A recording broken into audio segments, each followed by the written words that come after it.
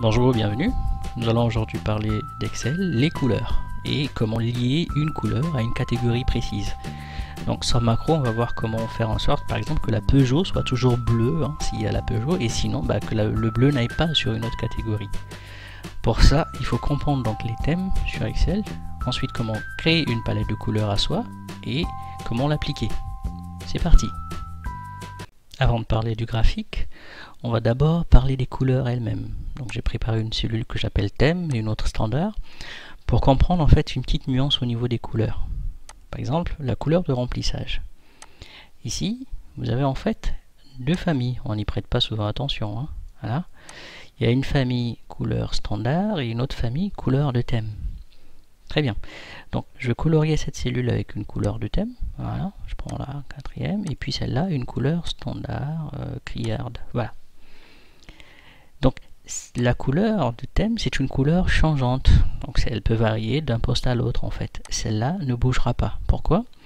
Parce que dans le menu mise en page, vous avez une nouveauté depuis la version 2007, la notion de thème qui introduit donc la gestion ici des couleurs, des polices, des formes en fait à l'intérieur d'un thème donné concernant tout le classeur. C'est-à-dire qu'ici, si je change le thème de ce classeur, voilà, l'ensemble des éléments liés à la thématique vont changer.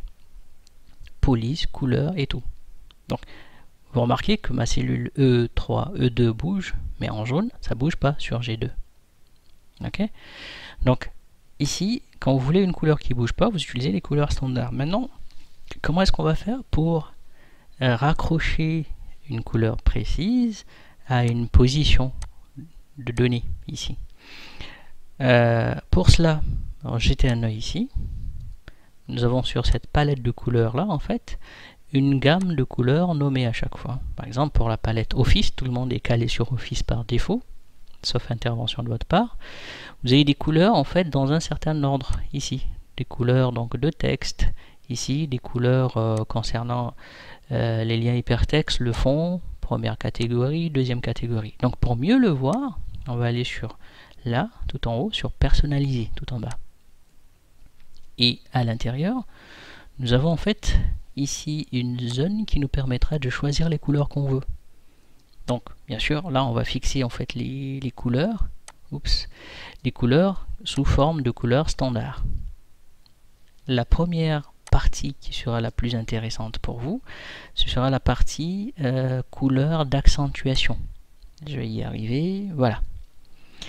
Ces couleurs d'accentuation, en fait, vont attaquer tout ce qui est forme, surtout au niveau des graphiques. Donc vous avez par exemple la première catégorie qui aura la première accentuation, ainsi de suite jusqu'à la dernière. Okay? Donc l'apparence que vous avez à droite n'est pas anodine. Ce que je vais faire donc c'est créer une palette, je vais l'appeler palette test. Voilà. Et donc je vais changer aléatoirement les couleurs et je ne choisirai pas de couleurs de thème mais plutôt des couleurs standards pour qu'en fait cette palette là ne bouge jamais quand je l'applique. Accentuation 1, ce sera par exemple toujours ce bleu là, tiens. Voilà. Mais soit vous choisissez là parmi ces couleurs qui sont proposées, ou si vous voulez vous allez sur autre couleur plus bas. Et là vous avez le choix. Okay. Sur autre couleur vous avez aussi une façon donc d'afficher, voilà.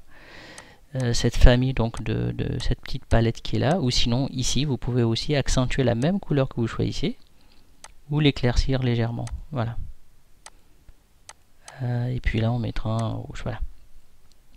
Et j'enregistre. Donc elle s'appelle palette test. Ça n'a pas bougé, pourquoi? On va regarder, enfin si, mais là qu'est-ce qui se passe?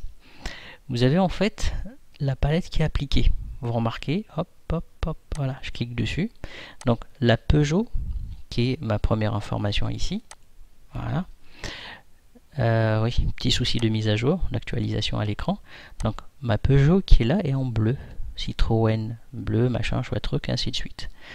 Pour être sûr que vous aurez toujours cette présentation, par exemple si la Peugeot n'est pas là, que la couleur bleue reste, ne soit pas affectée à une autre catégorie accidentellement, ce tableau, l'ordre des données dans ce tableau, son ordre est important.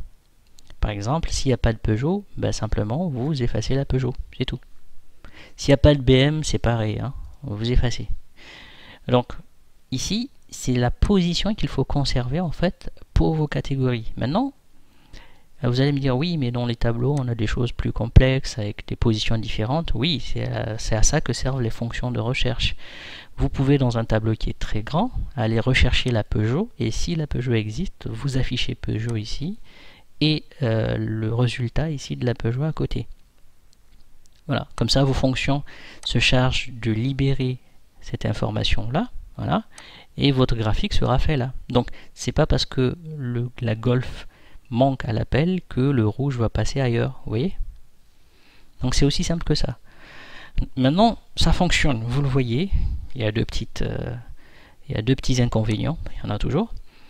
Déjà vous remarquez qu'ici à un certain moment vous n'avez plus la main, c'est-à-dire que vous avez un maximum de 6 accentuations ici. Au-delà, il va aller sur les nuances que vous ne maîtrisez pas. Deuxième chose, c'est que cette palette-là est stockée sur votre poste à vous. Donc c'est pas parce que vous avez créé cela sur votre poste que c'est lié au fichier, non. C'est lié à l'environnement. Est-ce que vous pouvez lier cette palette à ce classeur pour qu'il reste toujours comme ça? Non. C'est vraiment propre à votre poste. Donc ça c'est le souci majeur. C'est pour ça que si vous voulez quelque chose qui vous permette de diffuser un graphique dans Excel et qui conserve les couleurs par catégorie, là il faudra des macros, on en parlera plus tard. Et vous pouvez créer un automate qui fixe les couleurs standards par catégorie justement. Mais sinon, si c'est pour avoir tout le temps cette présentation et intégrer par exemple votre graphique ailleurs en tant qu'image, n'oubliez pas que vous avez tout en haut là, copier comme image, et puis vous pouvez le coller ailleurs en fait simplement. C'est comme ça, il restera en fait intact visuellement et vous allez pouvoir le coller dans Word, PowerPoint ou dans un email. Mais ce qui est sûr, c'est qu'à chaque fois que vos données arriveront, elles auront en fait les couleurs dédiées. S'il n'y a pas de Peugeot, j'aurai pas du bleu accidentellement sur autre chose. Voilà. Voilà, vous savez tout. Si la vidéo vous a aidé, donc cliquez sur le pouce, n'oubliez pas, abonnez-vous afin de nous soutenir. Cliquez sur la cloche pour être alerté dès qu'il y aura une nouvelle vidéo et n'hésitez pas à vous lâcher dans les commentaires si vous avez des questions. A bientôt.